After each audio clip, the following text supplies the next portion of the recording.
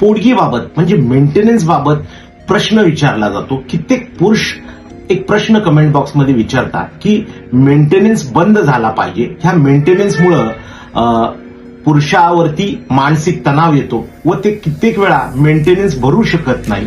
या कारणाने त्यांना भरपूर आर्थिक समस्यांना सामोरे जावं लागतं व त्यांचा एक प्रश्न आहे, मेंटेनन्स बंद होऊ शकतो का? तर मेंटेनन्स हा स्त्रीचा अधिकार आहे. जेव्हा एखादा पुरुष लग्न करतो त्याचं पूर्ण कर्तव्य असतं की त्याच्या पत्नीचा सांभाळ करणे. जर लग्नानंतर मुलं झाली असेल, अपत्य झाले असेल, त्यांचाही सांभाळ करणे, संगोपन करणे, त्यांचे शिक्षण, औषधोपचार यासाठी खर्च करणे आणि त्याची प्रायमरी रिस्पॉन्सिबिलिटी आहे. हे सर्व दैनंदिन खर्च पूर्ण करण्यासाठी त्यांनी चांगली नोकरी करणे, त्यांनी सक्षम होणे, तरच नोकरीबाबत त्यांनी लग्नाबाबत निर्णय निश्चित करणे. तर अशा स्थितीमध्ये जेव्हा पारिवारिक वाद होतात, पती कमवत असतो तरी पत्नी नांदायला तयार नसते. तिची काही अडचणी असतात किंवा तिला तिचे आई वडील नांदू देत नाही, संसार करू देत नाही.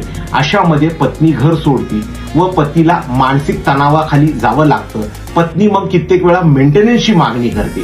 परंतु मेंटेनन्स केव्हा नाकारला जाईल? जेव्हा पत्नी अडल्ट्रेस म्हणजे लग्न होऊन देखील इतर पुरुषाबरोबर संबंध प्रस्थापित करते व त्याचे पुरावे तुमच्याकडे आहेत. तसेच तिने स्वतःहून डिझर्ट केलंय पतीचं घर, म्हणजे पतीला स्वतःहून सोडून दिलंय व तिला पतीकडे नांदायची इच्छा नाही. परंतु हे सगळं आपल्याला न्यायालयात प्रूव्ह करावं लागेल.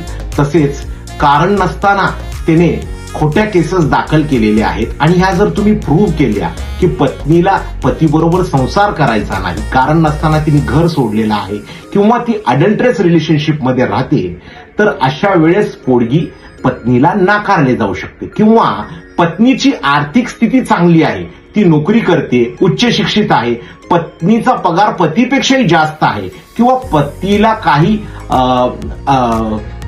आजारपणामुळे तो कमवू शकत नाही, अशा स्थितीमध्ये पतीला देखील पत्नीकडून पोडगीचा अधिकार असणार आहे. परंतु एक पाहिलं गेलेलं आहे की नेहमी महिला पतीकडे पोडगीची मागणी करते आणि हा तिचा अधिकार आहे.